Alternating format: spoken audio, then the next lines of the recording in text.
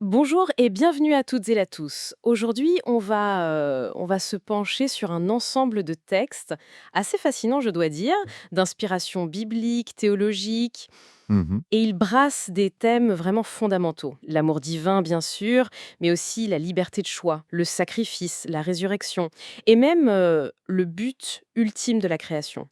C'est vaste. Absolument. Bonjour. Oui, c'est un corpus assez dense, mais passionnant. Notre idée, c'est d'essayer ensemble de démêler un peu cet écheveu de concepts, comprendre la logique interne, voir comment tout ça s'articule autour de cette idée centrale d'un commandement d'amour. Un amour qui serait au cœur du projet de Dieu, si on veut. Prêt à explorer ça? Tout à fait prêt. C'est une exploration, oui, fascinante qui nous attend. Parce que ces textes, ils proposent une vision très très spécifique de la relation Dieu-création. Ah oui. Oui. Et tout semble converger vers la figure de Jésus-Christ. Et surtout, l'événement de la croix. Ce qui est frappant, je trouve, c'est la cohérence. Comment toutes ces idées, l'alliance, le sacrifice, l'esprit, la résurrection, s'imbriquent pour former un récit de rédemption, d'accomplissement final. D'accord. Alors par où on commence? Le point d'entrée de ces textes, ça semble être un contraste assez fort, non? Oui, c'est ça. Il rappelle ce qu'il présente comme l'ancienne loi. Je crois que c'est Matthieu 5, 43. Tu aimeras ton prochain et tu haïras ton ennemi. Voilà. Et juste après, paf, verset 44, Jésus qui dit: Mais moi je vous dis, aimez vos ennemis, bénissez ceux qui vous maudissent. C'est plus qu'une nuance là. Ah non, c'est une véritable révolution éthique. Le standard change complètement. Ce n'est plus la réciprocité humaine, même juste, mais c'est l'amour inconditionnel de Dieu lui-même. Comme le soleil qui brille pour tout le monde, c'est ça. Exactement. C'est la suite du passage, Matthieu 5, 45. Dieu ne trie pas. Soleil pour les méchants et les bons. Pluie pour les justes et les injustes. L'amour demandé n'est plus sélectif, quoi. Donc on passe d'une logique de nous contre eux, aimer les siens, haïr les autres. Un amour universel, oui. Un amour qui doit refléter celui de Dieu. C'est un changement radical de modèle. Et l'objectif, il est tout aussi radical, non? Atteindre la perfection du Père. C'est ça. Matthieu 5, 48 conclut là-dessus. Soyez donc parfaits, comme votre Père céleste est parfait. Ce n'est pas juste une petite amélioration morale qu'on demande, c'est une transformation de nature en fait. Et ces textes, ils font le lien entre ce nouveau commandement et l'idée d'une nouvelle alliance. J'ai cru comprendre ça. Oui, oui, très clairement.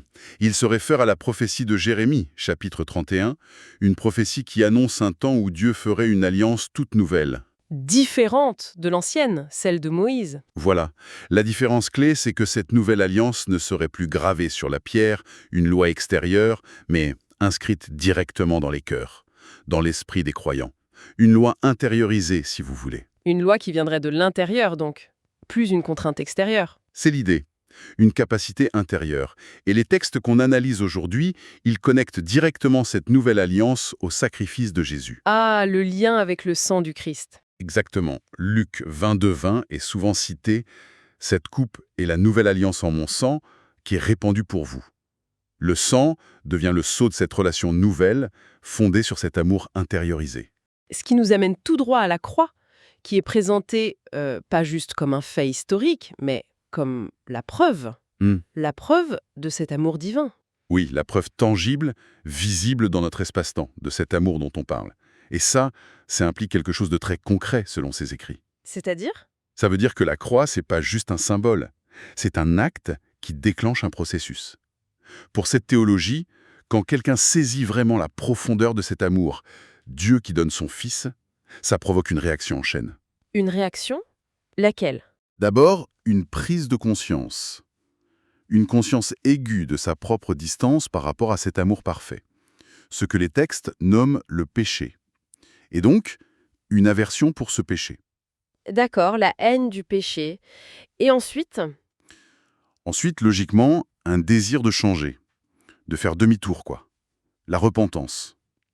Et troisièmement, ça ouvre la porte à recevoir le pardon que Dieu offre justement, grâce à ce sacrifice. Donc comprendre l'amour mène en rejet du péché, puis à l'accueil du pardon. Et après ça, qu'est-ce qui se passe?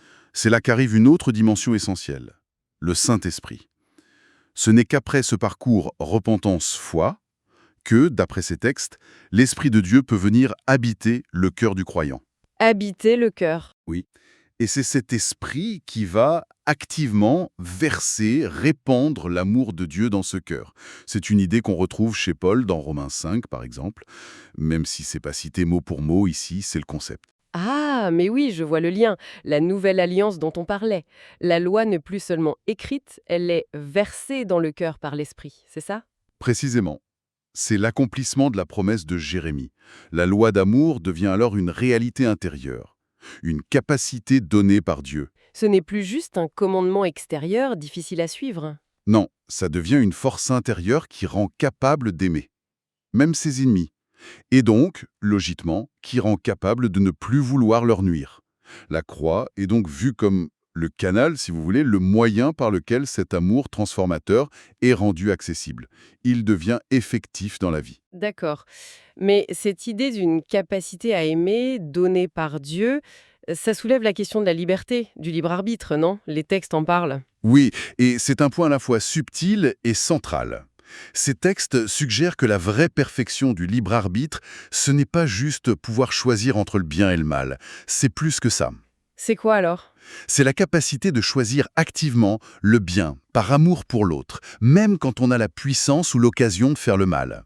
Attendez. Donc, la vraie liberté, ce serait d'avoir le pouvoir de nuire, mais de choisir délibérément de ne pas l'utiliser, par amour. Exactement.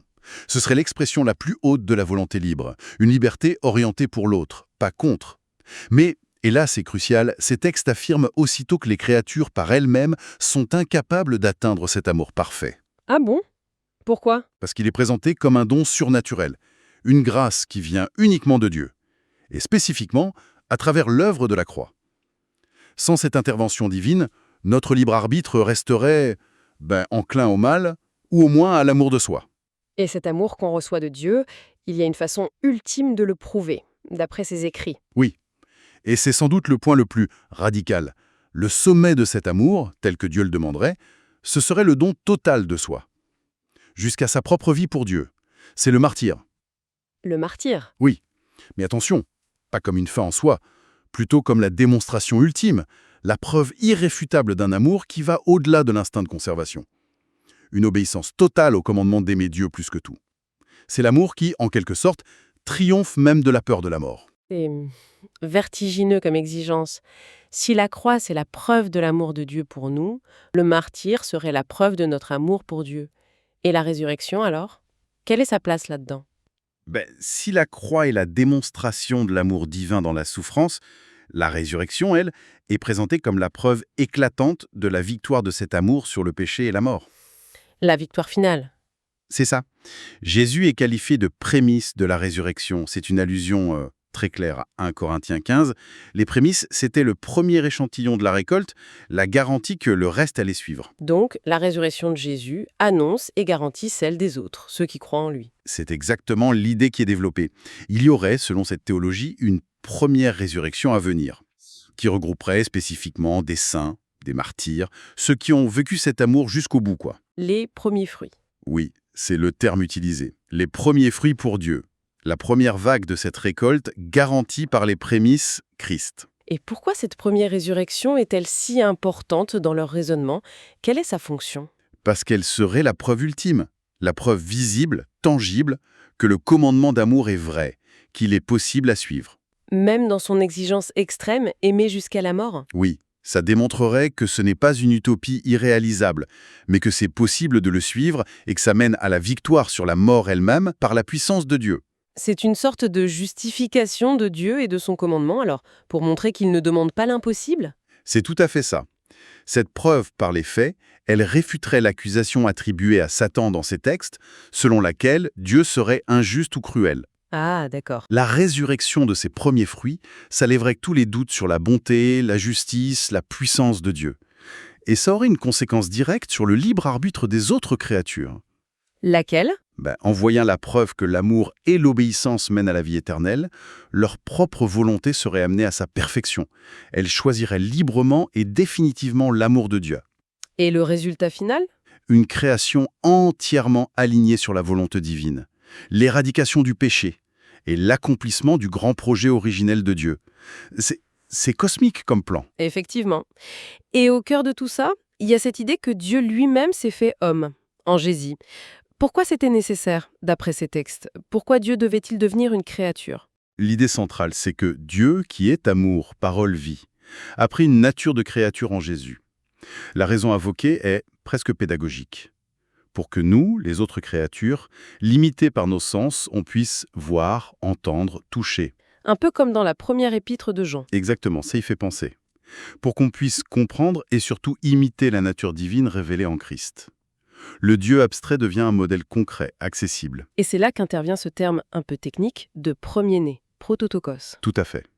Jésus est désigné par 2 titres qui se complètent. Fils unique, ça souligne sa relation unique, divine avec le Père et sa double nature. Et premier-né surtout dans Colossiens 1. Et ça veut dire quoi, premier-né ici? Pas juste le premier enfant? Non, ce terme grec, prototokos, il est riche. Ça désigne celui qui a la prééminence, le rang principal, l'héritier. Mais théologiquement, ici, ça désigne l'archétype, le modèle originel, le prototype sur lequel les autres sont formés. Il est le frère aîné qui montre la voie. Donc le but de l'incarnation, c'est de nous fournir un modèle parfait à imiter pour devenir comme Dieu le veut. C'est l'idée maîtresse, oui. Nous, les créatures, appelées à devenir enfants de Dieu, on est vus comme les frères cadets. En regardant Jésus, en imitant son amour, son obéissance, sa victoire, on peut être transformé à son image. On devient le produit fini, en quelque sorte. C'est un peu ça, conforme au projet initial de Dieu. Colossiens 1 est souvent cité pour ça. Tout a été créé par lui et pour lui. Et c'est par lui que tout est réconcilié. Il est à la fois l'origine, le modèle et le but. Si l'imitation de Christ est le moyen, quel est le but ultime de toute cette création, de tout ce processus? Pourquoi est-ce qu'on existe, au fond? Les textes sont assez clairs là-dessus, en citant des passages comme Ésaïe 43. L'affirmation, c'est « On a été créé par Christ, pour Christ et en Christ », dans un but très précis. Manifester la gloire de Dieu, le louer. Notre existence même et surtout notre transformation, c'est pour rendre hommage au Créateur. C'est ça, pour que sa gloire soit visible à travers nous. Mais comment on concilie ça avec la présence du mal? Le fait qu'on fasse souvent des choix contraires à ce but. Les textes parlent de cette tension. Oui, c'est une tension classique qui est abordée. D'un côté, il y a l'affirmation de la souveraineté absolue de Dieu. Proverbe 16.4 est parfois évoqué. L'Éternel a tout fait pour un but, même le méchant pour le jour du malheur. Ça suggère que Dieu sait tout d'avance et que son plan englobe tout, même le mal, pour le faire servir à ses fins. Il agence les circonstances. D'accord, ça c'est la souveraineté divine. Et de l'autre côté, il y a notre liberté. Exactement. La responsabilité et la volonté propre des créatures sont maintenues. On agit selon nos désirs, on choisit le bien ou le mal. Le plan de Dieu ne s'accomplit pas malgré notre liberté, mais, d'une manière qui reste un peu mystérieuse, à travers elle. C'est dans cette interaction que le projet divin avance. On utilise souvent l'image agricole de « porter du fruit » tirée de Jean 15. Notre nature humaine déchue, la chair, est comparée à une terre maudite, qui produit naturellement des épines, des désirs mauvais. Mais si cette terre est cultivée par la parole de Dieu, l'enseignement de Christ, et irriguée par l'Esprit, alors elle peut produire le fruit de l'Esprit, amour, joie, paix, etc. Et ce fruit, c'est le signe que le plan fonctionne, Exactement. que la transformation est réelle. Précisément. Ce fruit n'est pas vu comme le résultat d'un effort purement humain, attention. C'est un don de la grâce. Mais c'est la preuve que la transformation est possible, réelle. Et en manifestant qu'on peut vivre selon l'amour, ce fruit glorifie Dieu. Il prouve que son commandement est non seulement juste, mais réalisable par sa puissance. C'est pour ça que d'autres passages disent que toute notre vie doit être pour la gloire de Dieu. Oui, que ce soit dans la vie ou dans la mort, comme le dit Paul en Romains 14 ou 1 Corinthiens 10. Tout doit converger vers ça. Ces textes parlent aussi d'Adam, le premier homme. Quel est son rôle dans ce grand récit? Adam est une figure clé, oui, mais surtout en contraste avec Christ. L'interprétation donnée ici, c'est que le premier Adam a échoué. Il avait une triple fonction dans le jardin d'Éden, en quelque sorte. Une triple fonction. Laquelle? Il aurait dû être roi, protégeant le jardin du mal du serpent, prophète, transmettant fidèlement la parole de Dieu à Ève, et prêtre, intercédant pour elle après sa faute, peut-être même prenant sa place.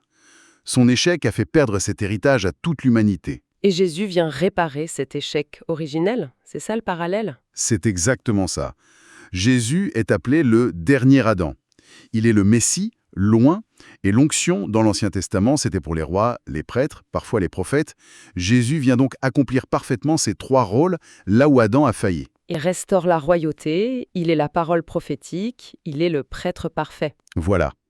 Il rachète l'héritage perdu par son œuvre. Et donc, nous, les croyants, en étant unis à Christ, on hérite aussi de ces rôles restaurés, on y participe. C'est la conséquence logique qui est présentée. En Christ, on est appelé à participer à cette vocation restaurée. On devient, à notre échelle, roi, sacrificateur et prophète pour Dieu. Et concrètement, ça veut dire quoi? Proclamer la parole de Dieu, prophète, intercéder pour le monde, appeler à la repentance, prêtre, et même participer au règne futur de Christ et au jugement du mal, roi. C'est une restauration complète de notre dignité, de notre mission. Ça trouvera son sommet au retour du Messie. D'ailleurs, c'est intéressant, les textes mentionnent aussi une autre figure, ointe, mais déchue. Hillel, basé sur Ésaïe 14, souvent compris comme Lucifer, un chérubin ouin déchu. Ça sert de contrepoint à Jésus, le vrai Messie. L'orgueil qui mène à la chute face à l'humilité qui mène à l'exaltation. D'accord. Bon, on a couvert énormément de choses. Si on essayait de synthétiser les grandes lignes de cette exploration théologique, qu'est-ce qu'il faudrait vraiment retenir? Les points essentiels. Je dirais qu'il y a quelques piliers dans cette vision. Premièrement, l'amour. C'est le commandement suprême, mais c'est aussi un don indispensable de Dieu. Sans ce don, impossible d'obéir. D'accord. Amour comme commandement et don. Deuxièmement, La croix. Ce n'est pas une défaite, mais le point central. La manifestation de cet amour est le moyen de notre transformation. Troisièmement, la résurrection, c'est la validation, la preuve que l'amour gagne sur la mort et que le plan de Dieu réussit. et quatrièmement, j'ajouterais la figure de Christ comme modèle, comme premier-né. Exactement. Christ est l'archétype incarné. Son rôle est fondamental. C'est en l'imitant par la puissance de l'Esprit reçu grâce à son sacrifice qu'on peut devenir ce pourquoi on a été créé. Une image fidèle de Dieu, reflétant son amour. C'est un parcours. Amour reçu, obéissance, sacrifice, amour donné. Tout ça forme un ensemble très logique en fait, presque architectural. Le sacrifice divin permet aux créatures d'atteindre leur but, refléter Dieu par un amour et une obéissance volontaire. Ce qui accomplit le plan et glorifie Dieu. Oui, c'est une trame théologique très serrée, effectivement. Chaque élément a sa place, sa justification par rapport aux autres. Ça forme un système cohérent pour expliquer la relation entre Dieu, Christ, l'humanité, le cosmos, de la création à la fin des temps. Et pour laisser nos auditeurs avec une dernière piste de réflexion. Ces textes insistent beaucoup sur le processus dans le temps, la croix, la résurrection, notre imitation progressive. Mais il y a aussi cette idée, qu'on a effleurée, que du point de vue de Dieu, qui est hors du temps, la création est peut-être déjà achevée, en un sens.